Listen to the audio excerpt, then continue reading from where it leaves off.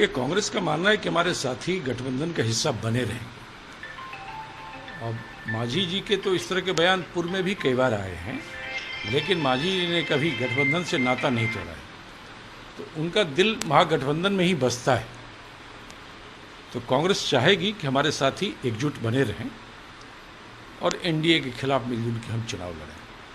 मांझी जी की अगर कोई शिकायतें हैं तो उसे आपस में बैठ के हम लोग इसका समाधान ढूंढ लेंगे। बहुत दिन से कोऑर्डिनेशन कमेटी की मांग कर रहे हैं, उनकी बात क्यों नहीं सुनी जाती है? आज तक कोई औपचारिक बैठक ही नहीं हुई ना।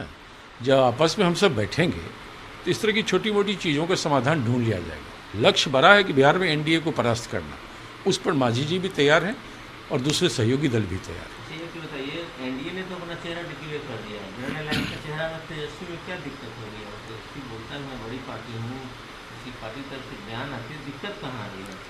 नहीं, दिक्कत किसी स्तर पे नहीं है, क्योंकि अभी तक इस संबंध में कोई निर्णय नहीं हुआ है। आरजेडी ने अपने नेता का नाम आगे बढ़ाया है, लेकिन महागठबंधन में कई पार्टियां हैं। तो वो जब सब के नेता एक साथ बैठेंगे तो गठबंधन का स्वरूप, आकार, नेतृत्व, इन तमाम चीज़ों पर उसमें निर्णय हो जाएगा। यह कहीं से भी विवाद का प्रश्न नहीं है। आरजेडी ने अपना फैसला लिया है, बाकी दलों को भी फैसला लेना है। तो ये जब सारे दल के नेता एक साथ बैठेंगे तो इसका रास्ता निकल जाएगा। आरजेडी अपना नेता डिक्लेयर करे, कांग्रेस अपना करे, हम पार्टी अपना करे, सहनी जी अपना करें, ऐसे ग्रैंड अलायंस चलेगा? मैंने कहा ना कि जब ग्रैंड अलायंस में शामिल पार्टियां एक साथ बैठेंगी और बिहार के चुनाव गठबंधन का स्वरूप, आकार और नेतृत्व को लेकर चर्चा होगा, सीट शेयरिंग पर चर्चा होगी, ये तमाम नीतिगत मामले हैं, उसका समाधान निकाल लिया जाएगा। हमारे प्रभारी महासचिव शक्ति सिंह गोयल जी ने भी इस संबंध में स्पष्ट रूप से कह दिया है।